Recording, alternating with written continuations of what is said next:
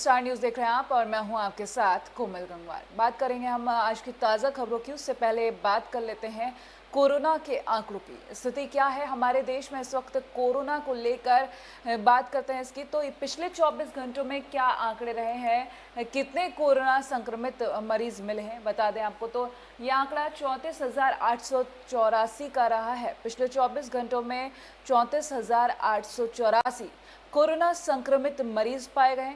वहीं अगर मौत के आंकड़ों की बात की जाए तो पिछले 24 घंटों में 671 लोगों की मौत भी हुई है। इसी के साथ अब तक देश में कितने लोग संक्रमित हो चुके हैं, तो यह आंकड़ा है 10,38,716। 10,38,716 लोग हमारे देश में अब तक कोरोना संक्रमित हो चुके हैं। वहीं मौत के आंकड़ों की बात करें तो यह आंकड़ा 26,273 है। अब तक 26,273 लोगों की मौत हो चुकी है। अब रिकवरी रेट की बात कर लेते हैं, चूंकि ऐसा कहा जा रहा है कि भारत में जिस हिसाब से जनसंख्या है, रिकवरी रेट बिना इलाज बिना वैक्सीन के काफ़ी अच्छा होता जा रहा है। तो रिकवरी रेट की बात करें तो पिछले 24 घंटों में 17,994 लोग स्वस्थ हुए हैं और अब तक 6,53,751 लोग स्वस्थ हो चुके हैं। तो ये आंकड़ा हमारे देश में कोरोना का। वहीं अगर राज्यों के अनुसार बात कर लें तो महाराष्ट्र, तमिलनाडु, दिल्ली, गुजरात, राजस्थान, उत्तर प्रदेश, कर्नाटक, ये कुछ राज्य ऐसे हैं जहां पर कोरोना काफ़ी तेज़ी से बढ़ता जा रहा है। महाराष्ट्र की बात करें तो बहुत ज़्यादा आंकड़े यहाँ पर बढ़ चुके हैं। हालांकि ऐसा कहा जा रहा है कि जल्द ही इस पर काबू भी पा लिया जाएगा। तो चलिए खबरों की शुरुआत करते हैं। अब पहली खबर की अगर बात कर लें तो क्या है आज की ताज़ा खबर, उसकी बात करें तो धार्मिक नहीं मनोवैज्ञानिक भी है सुंदरकांड का पाठ। इस तरीके से ये पहली खबर। और अगर हम दूसरी खबर की बात कर लें तो राष्ट्रीय खबर की अगर पहली खबर की बात करें तो तमिलनाडु में पेरियार की प्रतिमा पर चढ़ाया भगवा रंग, सीएम पळनिस्वामी ने कठोर कार्रवाई का भरोसा दिया। तो क्या है पूरी खबर आपको बता दें। तमिलनाडु के कोयम्बटूर में समाजसेवी ईवी रामासामी पेरियार की प्रतिमा पर शुक्रवार को भगवा रंग चढ़ा दिया गया। इस मामले में जहां भारत सेना से जुड़े एक युवक ने समर्पण कर दिया, वहीं राज्य के मुख्यमंत्री के पळनिस्वामी ने कठोर कार्रवाई का भरोसा दिया है। सत्तारूढ़ अन्नामुद्रक ने घटना की कड़ी निंदा की है, जब द्रुमक एमडीएमके और वीसीके के कार्यकर्ता ने मांग की कि कड़ी कार्रवाई की जाए। उसके बाद मुख्यमंत्री ने भी वहाँ के यही कहा है कि कड़ी कार्रवाई की जाएगी जिस किसी ने भी ये हरकत की। हालांकि एक ने आत्मसमर्पण भी कर दिया है। अगली खबर की बात कर लेते हैं।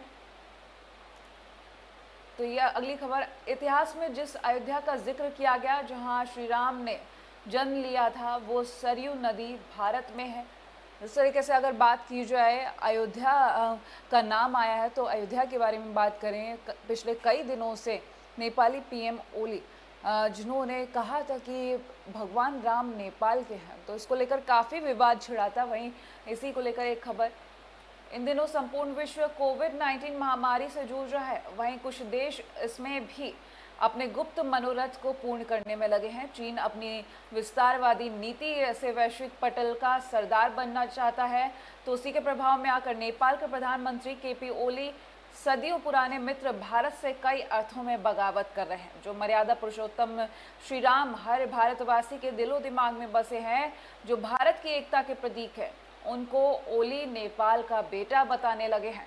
हालांकि मानने के लिहाज से सबके अपने अपने राम हो सकते हैं। कबीरदास ने कहा है कि घट बिन कहूँ ना देखिए राम भरा, राम रहा भरपूर, जिन जाना तिन पास है, दूर कहाँ उन दूर। अर्थात भगवान तो आपके घट यानी कि शरीर में विराजमान है, अपने मन को टटोलिए। लेकिन जिस तरीके से ये जो जगह को लेकर इल्ज़ाम लगाए जा रहे हैं या फिर दावा किया जा रहा है कि भगवान राम नेपाल में पैदा हुए थे और असली अयोध्या जो है नेपाल में ही है, इसको लेकर अभी भी विवाद थमा नहीं है। कई जगह नेपाली पीएम के पुतले भी फूके जा रहे हैं। हालांकि अगर नेपाल की ही बात कर ली जाए तो नेपाल में भी जनता और उनके खुद के नेता उनसे नाराज़ हैं, क्योंकि उनका साफ कहना है कि भारत से अलग तरीके से दुश्मनी ली जा रही है, क्योंकि अगर शुरुआत से ही बात कर ली जाए तो अयोध्या की जब बात आती है तो उत्तर प्रदेश की याद आती है। वहीं अगर बात कर लें नेपाल की, तो जो नेपाली पीएम ने कहा है, अगर सवाल ये उठता है कि अगर भगवान श्री राम नेपाल के थे तो ये बात अब उन्हें क्यों याद आई। बात कर लेते हैं आप कुछ शिक्षा समाचारों की। तो डीयू में दाखिले के लिए रजिस्ट्रेशन की आखिरी तारीख आज, लेकिन स्टूडेंट्स फटाफट करें अपना रजिस्ट्रेशन, क्योंकि इस तरीके से आज लास्ट डेट है एडमिशन की। तो यूजी, पीजी, एमफिल और पीएचडी समेत अन्य प्रोग्राम में दाखिले के लिए ऑनलाइन रजिस्ट्रेशन की आज यानी कि 18 जुलाई लास्ट डेट है। अब ऐसे में जो भी छात्र छात्राएं इन प्रोग्राम में दाखिला लेना चाहते हैं तो वो डीयू की आधिकारिक वेबसाइट du.ac.in पर जाकर आवेदन कर सकते हैं। स्टूडेंट्स की इस बात पर ध्यान रखें कि आवेदन करने के लिए शाम 5 बजे तक ही अप्लाई कर सकते हैं वो। तो आज डीयू में एडमिशन के लिए अप्लाई करना, रजिस्ट्रेशन करने की लास्ट डेट, और बता दें शाम 5 बजे तक ही अप्लाई कर सकते हैं। बात कर लेते हैं अब अगली खबर की। तो झारखंड इंटरमीडिएट के तीनों स्ट्रीम में छात्राएं निकली आगे, छात्र पिछड़े। अगर बात कर लें झारखंड बोर्ड के इंटरमीडिएट परीक्षा के परिणाम की, तो बोर्ड ने साइंस, कॉमर्स और आर्ट्स रिजल्ट्स तीनों संकाय का परिणाम घोषित किया। इन तीनों स्ट्रीम में लड़कियों ने लड़कों को पीछे छोड़ा है। तो इस तरीके से अगर हम हर बोर्ड की बात कर लें तो छात्राएं छात्रों से आगे निकलती हुई नज़र आती हैं। जिस तरीके से अगर बात कर ली जाए, हम यूपी बोर्ड की बात कर लें, सीबीएसई बोर्ड की बात कर लें, आईसीएसई बोर्ड की बात कर लें या महाराष्ट्र बोर्ड की बात कर लें, जहाँ पर भी हम देखें तो छात्राएं छात्रों से आगे निकल रही हैं। अब बात करें झारखंड बोर्ड की, तो झारखंड बोर्ड में भी तीनों स्ट्रीम्स में छात्राएं ही आगे निकली।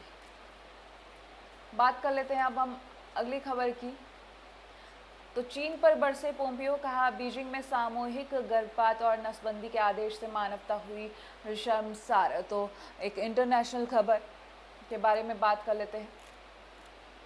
चीन की कम्युनिस्ट पार्टी पर निशाना साधते हुए एक बार फिर अमेरिकी विदेश मंत्री ने कहा कि बीजिंग में सामूहिक गर्भपात और नसबंदी के आदेश ने मानवता को शर्मसार किया है। अमेरिकी विदेश मंत्री ने कहा कि पश्चिमी चीन में चीनी मुसलमानों को जबरन इसके लिए बाध्य किया जा रहा है। उन्होंने कहा कि कुछ हफ्ते पहले मैंने चीनी कम्युनिस्ट पार्टी के बारे में एक रिपोर्ट पश्चिमी चीन में पढ़ी थी, जो सामूहिक गर्भपात और नसबंदी के लिए मजबूर करने के बारे में थी, जिसका उन्होंने विरोध जताया है। साथ ही पोम्पियो ने कहा है कि ये सब कुछ सकल मानव अधिकारों के लिए सरासर जो है उल्लंघन करता हुआ पाया जाता है। बात कर लेते हैं अब हम अगली खबर की। तो इस तरीके से पॉलिटिक्स की अगर बात कर लें तो आज के समय में कोरोना काल जबकि चल रहा है, लेकिन पॉलिटिक्स अब भी पीछे नहीं है। हर मुद्दे पर सियासी रोटियां सेकने के लिए तुरंत तैयार हो जाती हैं। तो देखते हैं आज कौन सी बड़ी खबर है पॉलिटिक्स को लेकर। तो राजस्थान में क्या हो रहा है, भाजपा ने महेश जोशी सुरजेवाला के खिलाफ दर्ज कराई शिकायत। पूरी खबर बताएं आपको तो राजस्थान का सत्ता संग्राम और गंभीर रूप लेता जा रहा है। राजस्थान के सियासी संकट में अब भाजपा की पुलिस के पास पहुंच गई है। तो और कांग्रेस के राष्ट्रीय प्रवक्ता रणदीप सुरजेवाला सहित कांग्रेस नेताओं के खिलाफ भाजपा और इसके नेताओं की छवि धूमिल करने का आरोप लगाते हुए परिवाद दर्ज कराया है। वहीं भाजपा ने कांग्रेस के नेताओं के खिलाफ मानहानि और अन्य धाराओं के तहत इनके खिलाफ मामला दर्ज करा है। तो देखने वाली बात है किस तरह से राजस्थान में अगर बात कर ली जाए तो शुरुआत से ही सीएम अशोक गहलोत और सचिन पायलट और अशोक गहलोत के बीच जो सियासी खेल चल रहा था, सियासी जंग चल रही थी, उसके जो नतीजे आए कि सचिन पायलट को बर्खास्त कर दिया गया। लेकिन अभी भी वहाँ पर ये जंग जारी है। कहीं कहा जा रहा है कि भाजपा के ऊपर इल्ज़ाम लगाए जा रहे हैं, कहीं भाजपा की तरफ से कांग्रेस पर, और दोनों ही पार्टियों की तरफ से पुलिस का भी साथ लिया जा रहा है, पुलिस की भी मदद ली जा रही है। बात कर लें अब अगली खबर की। तो रेलवे रिश्वत मामले में कांग्रेस नेता पवन बंसल से ईडी ने की पूछताछ। प्रवर्तन निदेशालय यानी कि ईडी ने पूर्व रेल मंत्री और कांग्रेस के वरिष्ठ नेता पवन कुमार बंसल से उनके भतीजे से जुड़े रेलवे के रिश्वत मामले में पूछताछ की। उच्च पदस्थ सूत्र के अनुसार बंसल से बुधवार को ईडी के चंडीगढ़ कार्यालय में करीब 8 घंटे तक पूछताछ की गई थी। ये सूत्रों के अनुसार आने वाले दिनों में बंसल से एक बार फिर से पूछताछ की जा सकती है। ईडी ने इस मामले में पिछले साल मई में 89 लाख रुपए की राशि अटैच की थी, जिसको लेकर पूछताछ अभी भी जारी है। अगली खबर की बात कर लेते हैं।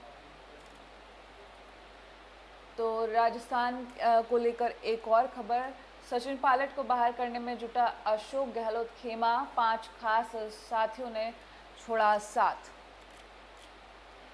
राजस्थान में कई दिनों से चल रहे सियासी जोड़ तोड़ में मुख्यमंत्री अशोक गहलोत ने डिप्टी सीएम रहे सचिन पायलट को प्रदेश की राजनीति से बाहर करने की कोशिश में जुटे हैं। पार्टी में कार्रवाई के बाद पायलट को झटके लग रहे हैं। उनके 5 विश्वस्त विधायकों ने साथ छोड़ दिया है। 3 दिन पहले ही तक अपने साथ 30 विधायकों का समर्थन होने का दावा कर रहे थे पायलट, लेकिन अब सिर्फ 25 ही विधायक हैं उनके साथ। लेकिन इस तरीके से जो राजनीति खेली जा रही है वो कहने वाली बात है कि राजस्थान की राजनीति अलग अलग राज्यों में फैल चुकी है। इसकी चर्चा पूरे देश में चल रही है। बात कर लेते हैं अगली खबर की।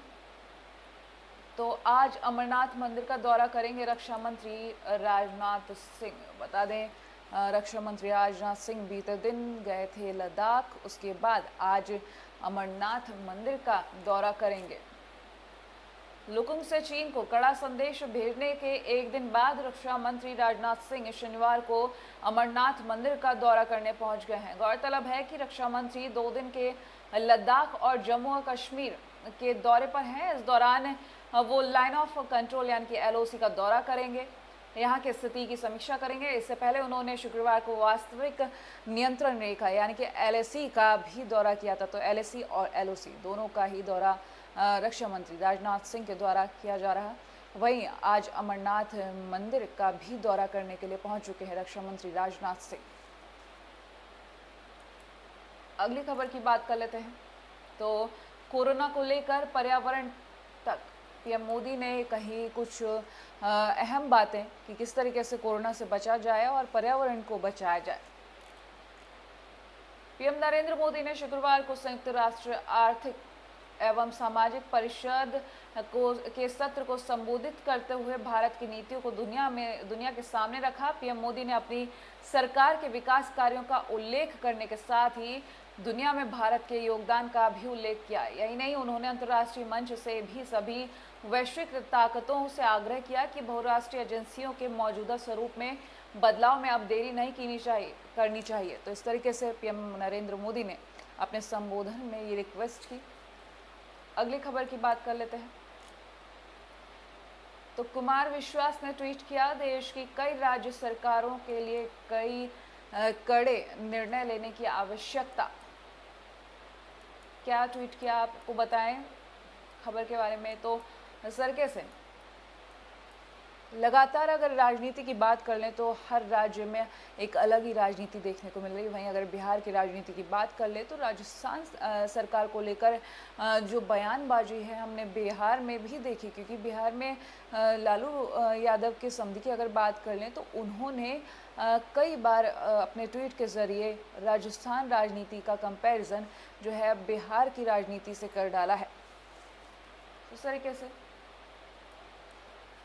अगर बात करें हम कुमार विश्वास के बारे में, तो देश में कोरोना वायरस संक्रमण के मामले तेज़ी से बढ़ रहे हैं, तो ठीक होने वाले मरीजों की संख्या भी बढ़ रही है। लेकिन बता दें कि इसी बीच सामाजिक और राजनीतिक मुद्दों पर टिप्पणी करने के लिए चर्चित कवि कुमार विश्वास ने ट्वीट कर संतुष्टि जताई है। उन्होंने कहा कि मध्य प्रदेश, राजस्थान, झारखंड और पश्चिम बंगाल की सरकारों ने कड़े निर्णय लिए हैं। कुमार विश्वास ने ट्वीट किया है, कड़े निर्णय मध्य प्रदेश और राजस्थान में कोरोना से लड़ाई के लिए गए। झारखंड में कोशिश जारी है, बंगाल में कोरोना के खिलाफ लड़ाई की लंबी कार्य योजना पर काम चल रहा है। बिहार में तो एक बार फिर कोरोना से संयुक्त लड़ाई के लिए अब बस कुछ महीने ही बाकी हैं। अब आगे क्या करना है, इस तरीके से प्रसिद्ध कवि कुमार श्यास ने ये ट्वीट किया है। लेकिन इसके बावजूद भी अगर बात करें हम कोरोना की, तो महाराष्ट्र में जैसे जो स्थिति बनी हुई है उसको काफ़ी गंभीरता से लिया गया है। लेकिन अगर महाराष्ट्र के कुछ जैसे धारावी की जगहों की बात कर लें तो धारावी में कंट्रोल किया गया है। लेकिन अगर हम बात कर लें अब दिल्ली की, तो दिल्ली में रिकवरी रेट काफ़ी अच्छा होता जा रहा है। राज्य सरकारें कोशिश कर रही हैं कि कोरोना को लेकर वो सतर्क रहें और जितना हो सके वो अपनी जनता को बचाएं। लेकिन आने वाले समय में किस तरीके से ये काम करेगा, कैसे सरकारों के नियम वहाँ पर लागू होंगे और योजनाएं किस तरीके से कारगर साबित होंगी, ये तो आने वाला वक्त ही बताएगा। तो इसी के साथ गुड मॉर्निंग भारत में आज के लिए इतना ही। देश और दुनिया की तमाम बड़ी खबरों के लिए देखते रहिए AB स्टार न्यूज़।